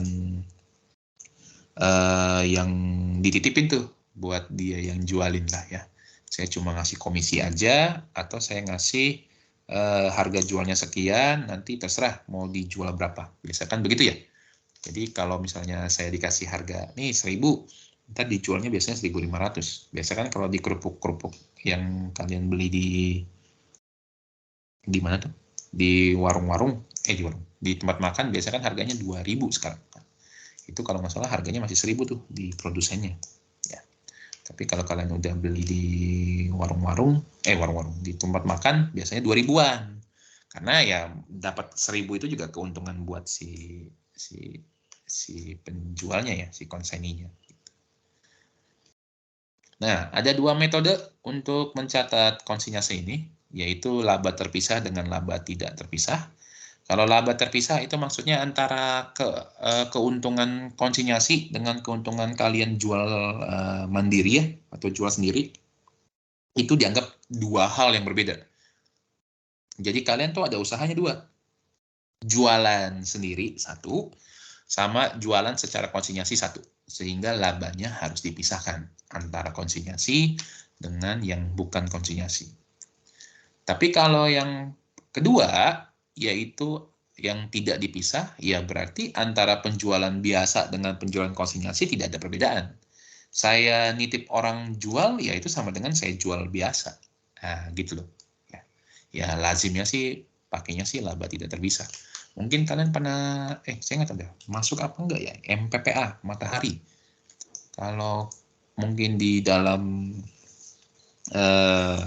apa tuh, sampel kalian ada MPPA, Lihat aja tuh, pasti kalau nggak salah dia ada yang namanya pendapatan konsinyasi dan beban konsinyasi deh kalau nggak salah. Nah itu dia nyatetnya secara terpisah tuh, seperti itu. Nah ini cuma ngasih tahu aja sih, bahwa kalau konsaini itu mencatatnya sebagai utang, konsinyur akan mencatatnya sebagai piutang. Prinsipnya kalau konsinyasi ini seperti utang piutang ya. Makanya ada istilah kalau konsaini itu dia memiliki utang, kalau konsinyur itu dia memiliki piutang. Kenapa? Karena konsaini ujung-ujungnya akan mengembalikan uangnya. Kasarannya kayak bayar utang lah. Nih, hasil penjualan saya, ya kan kayak bayar utang. Dan konsinyur akan menerima hasil pembayarannya tersebut. Itu dia. Jurnalnya gimana Pak? Baca sendiri lagi. Saya nggak berani bahas banyak karena keterbatasan waktu. Home office dan branch tidak terlalu banyak yang disampaikan ya. Cuma ada pertanyaan bedanya agensi dan branch itu apa? Kalau agen itu berbeda dengan cabang ya. Kalau kita lihat konteks pengertian teorinya, kalau agen itu cuma kepanjangan tangan doang ya. Jadi kalau saya misalnya saya punya, biasa yang agen itu apa sih? Bukan es kelapa. Aduh, kok es kelapa sih? Yang melon. Yang melon-melon tuh. Oh, tabung gas. Nah, tabung gas, LPG. Nah, LPG itu kan biasanya ada agen-agennya ya. Nah, kalau kita bicara agen itu sebenarnya kepanjangan tangan aja ya untuk membantu si Pertamina menjual tabung gas melonnya. Nah, itu namanya agen. Tapi apakah menjadi bagian yang terpisah? Ya, bisa dibilang tidak menjadi bagian terpisah. Ya, bukan bagian terpisah. Sementara kalau branch, itu kalau kita lihat konteksnya, dia bisa merupakan bagian yang terpisah. Karena cabang di sini biasanya memang bergerak untuk dirinya sendiri, dan keuntungannya pun juga biasanya untuk dia sendiri gitu. Ya. Contohnya ya Pak Gembus. Yang Pak Gembus kan cabangnya banyak banget tuh. Ya kan, cabang A, cabang ini, cabang ini, cabang ini, cabang ini, ya itu kan sebenarnya bukan dimiliki oleh Pak Gembus, ya kan. Dia cuma jualan nama doang gitu, jual kayak franchise lah. Nah itu apakah keuntungannya dibalikin ke Pak Gembus lagi? Enggak, kan cuma bayar royalti aja sih biasanya. Tapi keuntungannya ujung-ujungnya jadi pemilik yang membangun cabang itu. Nah ini sama seperti dengan konsinyur, bahwa home office akan mencatat akun branch. Jadi ini memang ini kayaknya masih kepake juga sedikit ya, home office dan branch. Jadi home office akan mencatat akun branch itu dipersamakan dengan receivable. Jadi kasarannya home office mempunyai receivable. Branch akan mencatat akun home office itu dianggap sebagai payable, utang. Ya. Iya sama kayak konsinyur ya, dianggap utang dan piutang. Dan prinsipnya kalau home office dan branch, kalau cabang dan kantor pusat itu harus di-combine ya. Ya kalau kata-kata mudanya ya harus dikonsol, harus digabung gitu. Harus disatukan laporannya dengan membuat apa? Ya membuat jurnal eliminasi. Jadi kalau kalian mau combine atau mau gabung laporan keuangan antara perusahaan kalian dengan cabang atau dengan anak kalian, itu harus dikonsol ya, itu wajib. Emang harus dieliminasi transaksi-transaksinya. Apa saja yang dieliminasi? Ya prinsipnya kalau kita bicara home office dan branch, ya transaksi home office dan branch-nya doang, udah gitu. Ketika itu dieliminasi, maka laporannya akan bebas dari yang namanya double ini ya, double bookkeeping lah. Gitu. Makanya wajib eliminasi. Yang terakhir foreign exchange tidak terlalu banyak yang dibahas. Sebenarnya banyak ya, cuma kan yang kalian bahas sebenarnya cuma nyatat keuntungan atau kerugiannya doang ya kan. Kalau kursnya naik ya bisa untung bisa rugi, kalau kursnya turun ya bisa untung bisa rugi juga. Tergantung konteks kalian di mana. Apakah utang atau piutang. Kalau utang makin naik kursnya, ya berarti kalian makin rugi, ya kan? Kalau AP Kalian nanti kalau jawab sidang jangan singkat-singkat ya, AP, AR, atau RE gitu ya. Kalau bisa sih lengkapin aja. Kadang-kadang kita juga bingung, AP apaan. Kalau accounts payable-nya makin naik, karena adanya kurs, berarti kalian kan makin rugi, loss. Tapi kalau kursnya makin turun, utang kalian berarti makin kecil, dapat gain. Makanya kan kalau kayak sekarang nih, kursnya kan lagi nggak beres, 15.800-an ya, 4.700-an tuh. Nah itu, kalau yang ngutang luar negeri, pusing tuh dia, bayarnya gimana, gitu. Nunggu kursnya turun aja. Kalau kursnya turun kayak kemarin tuh, waktu kayaknya pas pandemi ya, yang ke 13 ribuan tuh. Nah itu pada hura-hura tuh, pada bahagia. Tapi sekarang Pak yang 15.800 pada bingung tuh, bayar utangnya gimana, karena makin ngebengkak. Ya. Nah sebenarnya yang dibahas di foreign exchange ini, itu ada yang proses yang namanya translasi sebenarnya. Cuma ini kalian nggak pelajari. Ya. Tidak dipelajari, yaitu proses mentranslate. Translasi itu apa Pak? Mentranslate laporan keuangan. Misalnya kalau kalian banyakkan transaksinya USD, itu bisa ditranslate menjadi mata uang rupiah. Ya. Mungkin kalau kalian dapat sampel kalian ada yang, wah USD nih, gue buang gitu kan.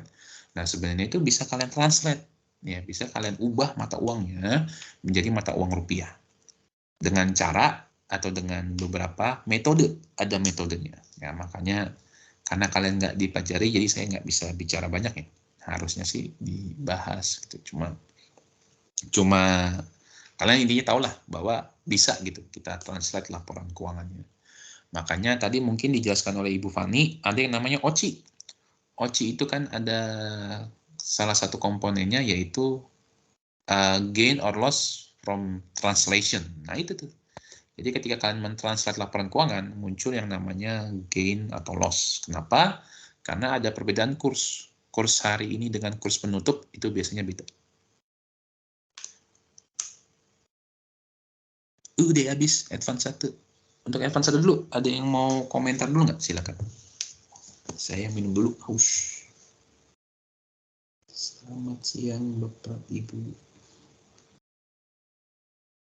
Iya.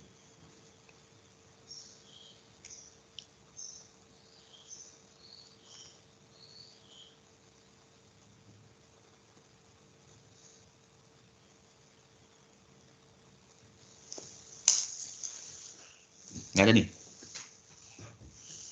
Untuk kan.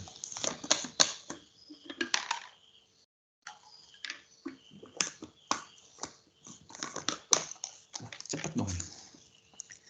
Baik, kalau tidak ada pertanyaan, sekarang kita bahas di konsolidasi. Konsolidasi lagi. Apa yang mau ditanyain lagi ya kan? Untuk di Advance 2, itu memang kita bahas banyak mengenai konsolidasi. Pada prinsipnya sih intinya gitu-gitu dong ya. Gabungin laporan keuangan, eliminasi, gabungin laporan keuangan, eliminasi, ngitungin IV, ngitungin BV, berapa goodwill-nya, segala macam. Intinya berulang lah, itu dulu. Karena memang tidak banyak yang bisa disampaikan di konsolidasi ini. Cuma yang mau saya tekankan lagi, ini ya, ini wajib kalian tahu, bahkan mungkin tadi Bu Fani bahas mengenai investment pun juga ada ya, yang namanya persentase kepemilikan. Jadi persentase kepemilikan ini sangat berpengaruh terhadap keputusan kalian apakah harus mengkonsol ataupun tidak. Ya kalau di bawah 50 sih, kalau saya lihat di misalkan 65-nya sih, katanya sih nggak bisa ya, cuma saya nggak tahu juga tuh. Biasanya kan cuma ngomong tulisan doang gitu kan, ngomongnya nggak bisa. Nah, jadi secara kepemilikan, itu kita berawal dari angka 0 dan berakhir di angka 100. Ya, makanya kalau kalian mungkin di deskripsi kalian ada managerial ownership, atau ada public ownership, atau ada institutional ownership, itu nggak mungkin di atas 100 ya. Kalau kalian sampai hitungan di atas 100 tuh salah pasti. Karena yang namanya kepemilikan aja secara teori kalau kalian lihat tuh 0 cuma sampai 100. Ya mungkin tuh sampai 110, 120. Ya, salah tuh pasti. Nah, untuk persentase kepemilikan kita bagi menjadi 3 kategori. Yang pertama 0 sampai 20, lalu 20 sampai 50, dan terakhir 50 sampai dengan 100. Nah, itu kepemilikannya ya. Dimana kalau 0 sampai 20 itu dianggap tidak memiliki pengaruh yang signifikan. Ketika kalian dianggap tidak memiliki pengaruh signifikan, itu kalian nggak bisa ngapa-ngapain. Ya, kalian bukan dianggap sebagai hak suara yang sangat berpengaruh lah. Mau ada kalian mau enggak ngaruh gitu. Nah, itu namanya no significant influence. Jadi kalian nggak bisa ngapa-ngapain. Kalian mau koar-koar, naikkan dividen, ya kan, bayar dividennya 1 triliun, gitu. Ya koar-koar aja nggak bakal ngaruh gitu. Karena kepemilikan kalian tuh kecil, dianggap tidak signifikan. Nah, yang dianggap signifikan tuh yang bagaimana? Kalau kepemilikan kalian 20 sampai dengan 50. Ini dianggap signifikan suara kalian. Tapi kalian tidak bisa mengendalikan. Kalian nggak bisa mengatur kebijakan. Kalian nggak bisa mengatur kira-kira perusahaan ini harus seperti apa. Ya, itu nggak bisa. Kalian hanya memiliki significant influence menggunakan hak suara kalian. Jadi kalau ada rapat RUPS, kalian misalnya lagi dipilih mau direksinya siapa, suara kalian tuh dianggap, woi, gitu kan. Karena kepemilikan kalian tuh hampir banyak gitu, di atas 20%. Atau misalnya pas RUPS, mau bagi dividen, kalian bilang bagi dividen 1 triliun. Nah, suara kalian tuh didengar, karena kalian memiliki pengaruh yang cukup signifikan. Nah, yang terakhir, 50 sampai dengan 100. Ini dianggap dewa, yaitu kalian adanya pengendalian, effective control. Mengendalikan. Ketika kalian mengendalikan, maka wajib konsolidasi. Ya, konteksnya soalnya di PSAK 65 bilang di atas 50% itu wajib konsolidasi. Ya, kalau di bawah 50 sih nggak harus, tapi di atas 50 itu wajib konsolidasi. Dan konsolidasi itu bukan metode ya. Kalian jangan bilang di atas 50 metodenya konsolidasi. Nggak ada. Konsolidasi itu cuma kegiatannya aja, kegiatan kalian menggabungkan laporan keuangan. Tapi kalau metodenya, kembali lagi, cuma 2, untuk pencatatan cost ataupun equity. Ya, tidak lebih dari itu. Di bawah 20 pakai metode cost, di atas 20 sampai dengan 50 menggunakan equity method. Kalau di atas 50 boleh milih cost ataupun equity. Cuma kalau praktiknya sih ya, kebanyakan kalau di atas 50 sudah pasti menggunakan metode equity. Kalau cost itu hanya dipakai di bawah 20.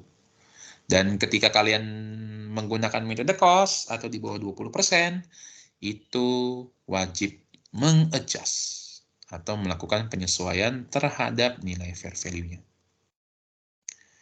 Nah, kenapa? Karena kan kalian menggunakan metode cost. Artinya apa? Yang kalian beli, ya, yang kalian beli dengan harga 1 juta, selamanya dianggap 1 juta. Karena kalian menggunakan metode cost. Jadi kalian mencatat investasi kalian ya sebesar nilai cost-nya. Nilai cost itu kan berarti harga perolehan tuh. Ya, kalau kalian bilang harga perolehannya 1 juta, iya selamanya 1 juta.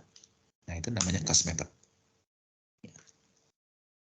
Makanya perlu dilakukan adjustment. Atau mungkin kalau kalian masih ingat di Advance 2 yang dulu, kalau menggunakan metode cost, di tahun depannya itu wajib membuat jurnal reciprocity.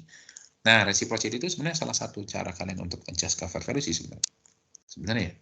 Atau kalian bisa melakukan adjustment terhadap nilai bukunya. Jadi nilai bukunya tidak selalu angka 1 juta, pasti kan berubah karena entah itu laba ataupun rugi. Gitu. Makanya kalau 0 sampai 20 itu no significant influence. Kalau 20 sampai 50 itu dianggap significant influence dan kita menggunakan equity method. Ya. Saya nggak tahu tadi, saya kan baru masuk di akhir-akhir ya. Mungkin sudah dijelaskan oleh Ibu Fani bahwa kalau metode cost dan equity itu bedanya sebenarnya paling gampang dilihat dari dividennya ya. Kalau ini dianggap sebagai revenue, kalau yang 20-50 itu dianggap sebagai mengurangi nilai investmentnya. Mungkin udah dibahas nih, kenapa nih mengurangi investmentnya? Kok saya nginvest, dia bagi dividen kok kepotong nilai investment saya? Nilainya ya, bukan persentasenya. Persentasenya tetap, nilainya aja yang berubah. Nah, mungkin sudah dibahas oleh Bu Fani tuh. Ya, kenapa nilai investmentnya bisa berkurang? Ya kan, kok berkurang? Apakah nilai investmentnya bisa 0? Ya kan? Kalau 0 gimana? Negatif bisa nggak Pak? Ya, itu bisa lah. Bisa seperti itu. Ya. Mungkin sudah jelaskannya oleh Ibu Fani sebelumnya. Lalu kalau 50-100, kalian wajib konsol, dan pencatatannya boleh menggunakan 2, cost ataupun equity, itu boleh. Ingat, konsolidasi itu bukan metode. Dan cost ataupun equity di sini perlakuannya sama dengan sebelumnya, tapi bedanya kalau di atas 50 cuma wajib konsol aja udah gitu. Tapi secara pencatatan kalian boleh milih cost ataupun equity. Secara pencatatan tidak ada yang berbeda. Kalau mau pakai cost ya sama dengan yang ini ya, no significant influence. Kalau yang equity ya sama dengan yang significant influence. Cuma bedanya kalian wajib konsol aja. Cuma digabungin aja antara perusahaan induk dengan anak. Mungkin kalau yang sekarang lagi di EY, PwC, Deloitte, ini bulan apa ya? Januari. Oh masih tuh, masih berkutat dengan vouching lah, proses apa deh? Proses audit ya. Maka proses audit biasanya sampai bulan Februari ya. Lalu bulan Maretnya udah diterbitin tuh laporan keuangan untuk tahun 2023. Gitu. Tapi sih ngerti audit. Nah ini cuma istilahnya aja. Jadi proses kalian mengkonsolidasi atau proses kalian memperoleh kepemilikan itu dengan melakukan akuisisi. Akuisisi yang dibeli adalah stok atau saham. Ketika kalian beli saham dengan jumlah yang banyak, maka kalian akan memperoleh yang namanya pengendalian atau kontrol di sini ya. Mana sih garisnya? Memperoleh pengendalian, karena semakin banyak kalian beli sahamnya, ya otomatis kalian memperoleh pengendalian. Ini pihaknya aja, yang beli namanya parent, yang dibeli namanya subsidiary, yang tidak bisa dikendalikan itu adalah ENCI. Ya, mungkin kalau dulu dosen kalian nyebutnya ya NCI gitu. Kalau saya ENCI aja biar gampang. ENCI atau non-controlling interest. Non-controlling interest itu siapa? Ya, yang pihak yang tidak bisa kalian kendalikan lah ya. Misalnya TSM jualan saham. Ini 80% dimiliki oleh yayasan misalnya. Ya, yayasan. Nah, sisanya 20% ini orang lain kan, yang nggak tahu lah siapa, mungkin kalian minat gitu kan segala macam. Nah ini NCI nih 20%-nya. Gitu. Ya. Jadi adalah kepemilikan atau hak suara yang tidak bisa dikendalikan oleh perusahaan atau si parent-nya. Jadi parent-nya itu kalau dia nggak beli 100%, pasti ada NCI-nya tuh, non-controlling interest. Mungkin kalau dalam bahasa Indonesia, kepentingan non-pengendali. KNP, kepentingan non-pengendali. Tapi kalau dalam bahasa Inggris itu NCI, pihak yang tidak bisa dikendalikan. Dan ketika parent beli sahamnya, itu dicatat sebagai investment. Itu mah standar lah ya. Nah ini cuma CAD aja ingat ya. Jadi kalau kita bicara advance nggak jauh-jauh dari yang namanya CAD gitu ya. Jangan sampai bosan lah ya. Seenggaknya kalian tahu lah ya cara ngitung CAD. Nih, harga beli dibagi dengan persentase kepemilikan, dapat implied value, dikurangi book value. Book value-nya itu ya ekuitasnya si S, ekuitas perusahaan yang kita beli, sehingga menghasilkan difference. Difference ini nanti dialokasikan entah ke goodwill atau entah ke aset ya. Seperti itu. Seenggaknya kalau kalian ditanya, bagaimana cara menghitung CAD, atau bagaimana cara menghitung difference, ya kalian dapat lah ya, bahwa harga beli dibagi dengan persentase kepemilikan saya, dikurangi dengan book value. Udah gitu aja. Nah, ini bentuk CAD-nya, cuma dialokasikan aja ke parent berapa, ke NCI berapa, cuma gitu doang sih, nggak ngaruh-ngaruh banget.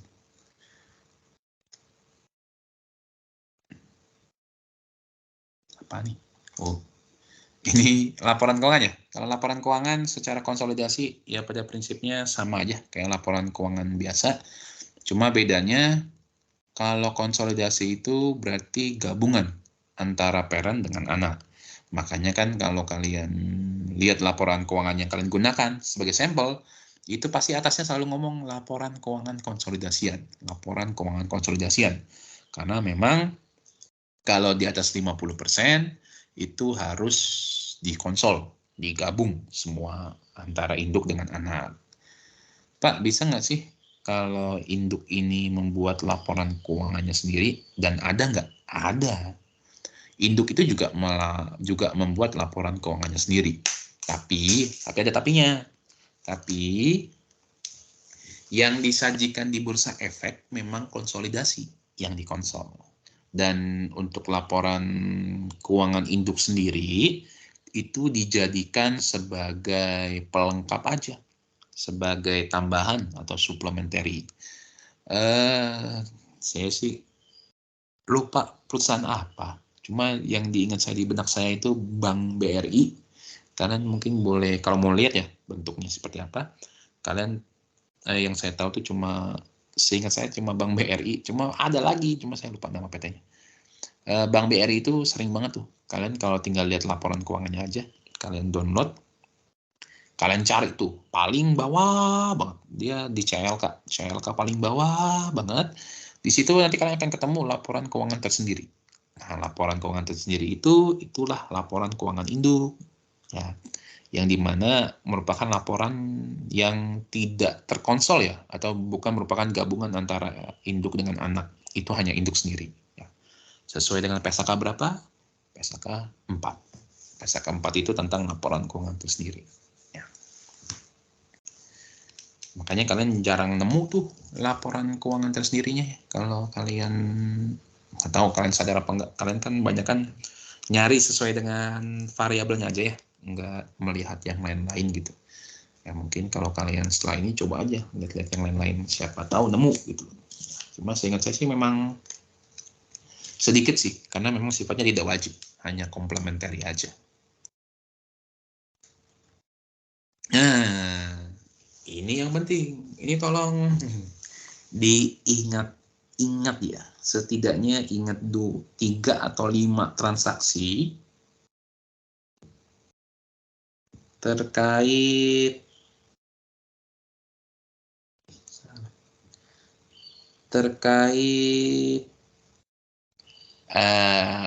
konsolidasi.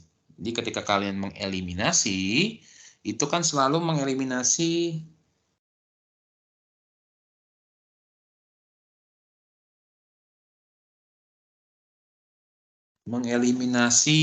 terkait dengan transaksi intercompany ya, atau transaksi antar sesama si parent dengan subsidiary. Kenapa harus dieliminasi? Ya karena kan kalau kalian sudah menjadi saya lupa istilah PSAK 65 apa bisnis gitu. Lingkungan bisnis apa bisnis gitu, apa usaha gitu. Nah, itu merupakan satu badan gitu loh. Jadi antara kalian dengan anak kalian itu, subsidiarinya itu ya bukan orang yang berbeda, tapi orang yang sama atau badan yang sama. Makanya ketika ada transaksi antara parent dengan subsidiary, itu harus dieliminasi biar tidak terjadi double bookkeeping. Apa saja yang dieliminasi, kalian boleh lihat, kalian boleh baca, dan kalian boleh hafalkan. Setidaknya 3-5 lah yang harus kalian ingat. Gitu. Dan prinsipnya, kalau eliminasi itu biasanya ya, kita selalu melihat dari dua sisi. Sisi parent mencatat apa, dan sisi subsidiary mencatat apa. Contoh paling gampang, utang piutang. Dari sisi parent mencatat receivable, dari sisi subsidiary pasti mencatat payable. Kalau parentnya mencatat payable, subsidiary pasti nyatatnya receivable. Nah, cuma gitu aja istilahnya, cuma dibolak-balik aja. Ya, sama ya kayak jurnal penyesuaian lah yang mungkin tadi dibahas oleh Ibu Fani. Nah, itu setidaknya kalian juga tahu lah ya, karena kalau biasanya ya dosen-dosen kalau udah nggak tahu mau nanya apa lagi ke kalian, ya tanya aja itu masalah penyesuaian. Penyesuaiannya kalian bisa, bunyi ya dapat nilai, tapi kalau nggak bisa ya mohon maaf, ya, susah ngasih nilainya. Nah itu eliminasi. Dan mungkin ada pertanyaan, eliminasi merupakan bagian dari siklus akuntansi nggak sih? Ya, kan gitu ya. Nah, coba kalian cari jawabannya tuh. Siapa tahu ditanyain.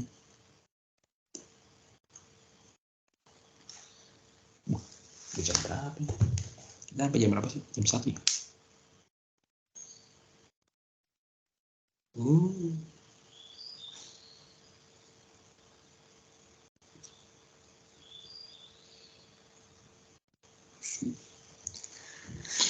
Oke, ini mungkin dikit lagi ya. Kita nggak lama-lama kok. Oke, ini cuma jenis-jenis kepemilikan aja. Ada yang namanya direct holding, jadi kepemilikan langsung. Ini kalau kalian lihat tanda panahnya, entah kelihatan apa enggak, tapi tanda panahnya nih, saya lingkarin. Nah, kalau parent lurus langsung ke subsidiary, itu namanya direct holding. Lalu kalau seandainya subsidiary punya anak lagi, B, dan itu garis langsung, nah itu namanya direct holding juga, jadi kepemilikan secara langsung. Nah, ini disebut dengan multiple subsidiary, tapi juga direct holding ya, karena garisnya itu langsung. Nih, dan ini. Gitu. Ada yang namanya indirect holding. Indirect holding berarti kepemilikannya nggak langsung. Si parent langsung memiliki subsidiary A, dan subsidiary A juga memiliki kepemilikan secara langsung di subsidiary B. Tapi dari hal ini bisa ditunjukkan juga bahwa si parent ini sebenarnya ada kepemilikan tidak langsung terhadap subsidiary-nya. Sebesar berapa? Ya 80 kali 70, 56%. Jadi secara nggak langsung sebenarnya ya, parent di sini ada kepemilikan secara tidak langsung di subsidiary B sebanyak 56%. Atau 80 dikalikan 70. Nah, istilah seperti ini disebut dengan istilah father, son, grandson. Jadi kepemilikannya dari bapak, anak, dan cucu. Ya, kalau saya analogikan ya, saya nggak tahu sih. Kalau saya sih, karena kakek saya udah nggak ada lagi, cuma ada nenek doang kan. Jadi tuh kalau nenek saya tuh nggak pernah ngomelin saya gitu. Dia biasanya ngomelinya lewat orang tua saya. Kasih tahu tuh anak lu. Ini bahasa kasar ya. Bahasa kasar, kasih tahu tuh anak lu, jangan gini, gila kali. Gitu loh. Nah, jadi kan yang ngomelin saya kan orang tua saya gitu. Ya karena memang nenek saya tidak memiliki langsung saya gitu. Kan hanya memiliki secara tidak langsung. Yang memiliki langsung saya orang tua saya. Gitu. Nah, itu konteksnya seperti itu. Lalu ada indirect holding tapi connecting afiliasi ya. Jadi kalian bisa mengendalikan si subsidiary B dengan cara kalian beli secara bertahap. Subsidiary A beli 40, si parent beli 20. Ya seolah-olah mereka sekarang memiliki sebesar 60%. Jadi sekarang si B ini masuk sebagai bagian dari si parent. Nah ini mutual holding ya, sama seperti kekasih kalian saling memiliki. Parent memiliki subsidiary A, dan subsidiary A juga memiliki kepemilikan di parent. Nah, jadi bolak-balik. Bukan cinta yang bertepuk sebelah tangan ya, tapi yang memang cinta beneran gitu. Ya, jadi saling memiliki lah gitu. Bukan yang selalu memberi, tidak ada apa sih? Take and give lah. Nah, ketika saling memiliki ini disebut dengan mutual holding atau kepemilikan yang saling memiliki. Parent memiliki subsidiary A, dan subsidiary A memiliki kepemilikan di parent. Biasanya memang kecil ya, 10%. Emang boleh begini? Boleh aja, kenapa enggak? Nah, ini cuma tambahan aja, cuma dibolak-balik aja. Sekarang si B memiliki kepemilikan di A aja, nggak ngaruh juga. Dan terakhir IPS, kalau IPS ya ini sudah dibahas ya mungkin ya, dibahas oleh Ibu Fani, bahwa kalau IPS di sini, kalau konsolidasi konteksnya bukan melihat satu orang lagi, tapi melihat pada dua sisi, yaitu sisi parent dan sisi subsidiary. Ya, gitu doang sih bedanya, nggak ngaruh kemana-mana. Udah habis. Yeay. Sampai sini ada yang mau nanya? Silakan. Atau mau komentar?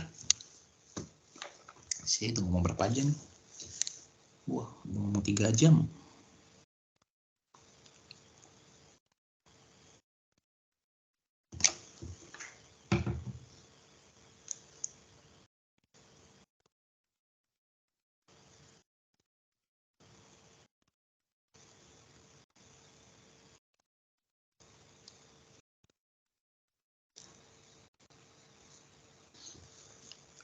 Ada.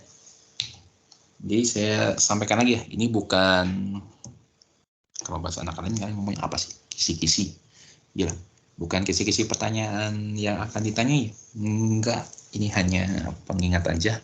Jadi tutorial di sini hanya untuk mengingatkan kalian saja kira-kira apa saja sih yang sudah kalian terima selama berapa semester kalian di sini? Ya 7 atau 8 semester lah ya. Kalian di TSM ini mulai dari akuntansi keuangan, akuntansi lanjutan, pajak, lalu audit, ya kan, statistik dan lain-lain gitu loh. Nah, tapi ada tapinya nih. Tapi tidak terbatas hanya yang disampaikan di sini saja.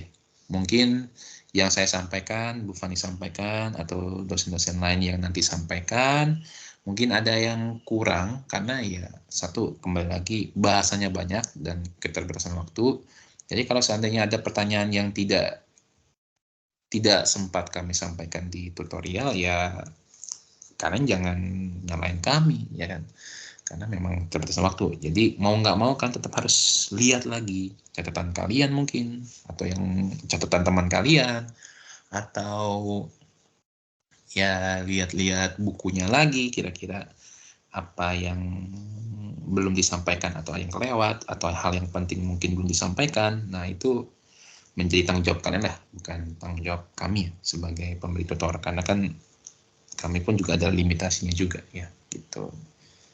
Jadi banyak-banyak belajar, nggak usah takut, sidang tidak terlalu menakutkan lah ya. Yang penting kan skripsi dulu kalian kan, skripsi dulu, kalau udah lulus ya udahlah gitu kan. Lalu tinggal komprehensif aja, komprehensif. Apakah selalu ditanya yang canggih-canggih? Enggak juga sih. Ya. Ini kan Bu Fani bilang, wah kalau di atas 3,5 pasti ditanya advance, enggak juga kok.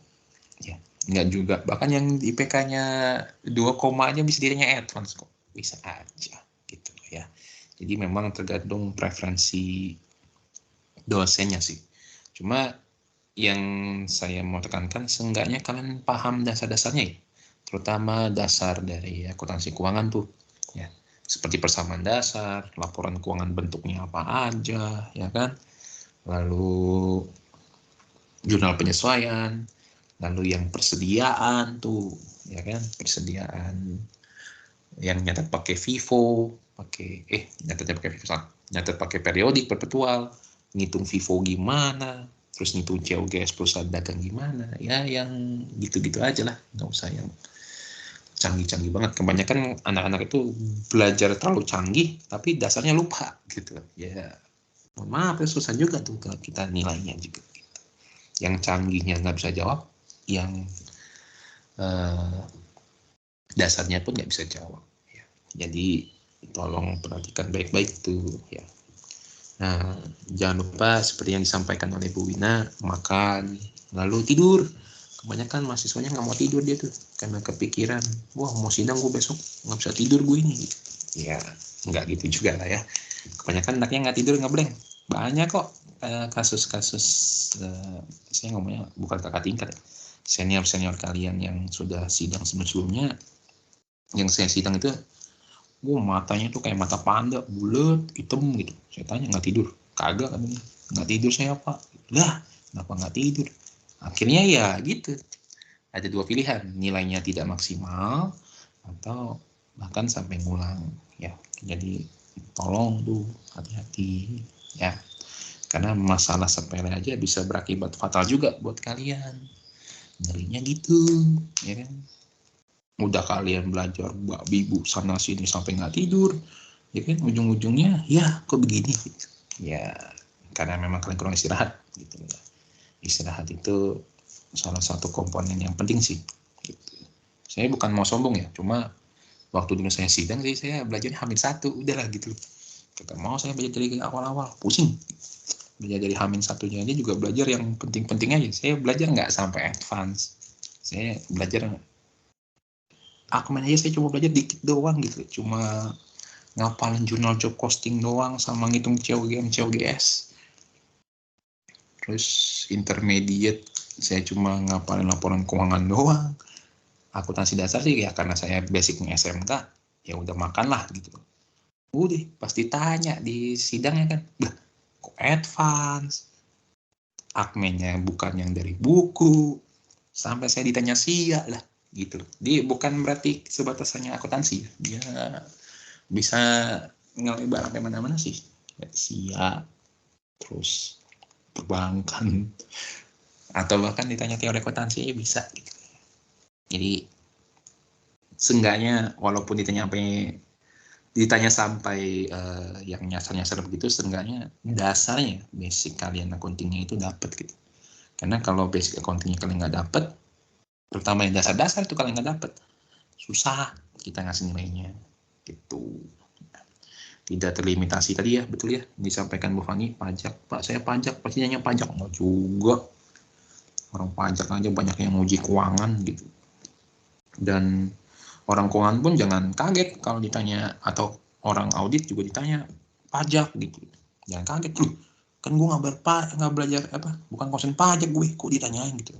Ya kan saya bilang tidak terlimitasi, tidak terbatasi oleh konsentrasi, namanya juga kan komprehensif. Ditanyakan kembali masalah mata kuliah yang sudah kalian pelajari dari semester 1 sampai dengan semester 7. Pak, berarti bahasa Indonesia ada dong? Ya nggak ada lah. Manajemen nggak ada lah. Bisnis ya nggak ada lah. Cuma accounting aja. Prinsipnya ya kan, karena kalian konsen akuntansi, ya akuntansi aja gitu loh. Nggak usah sampai belajar bisnis, KWU dan kawan-kawan. Terlalu jauh. ALK aja dia nanya. Seperti itu. Baik, saya ulangi lagi. Mungkin ada yang mau bertanya nih.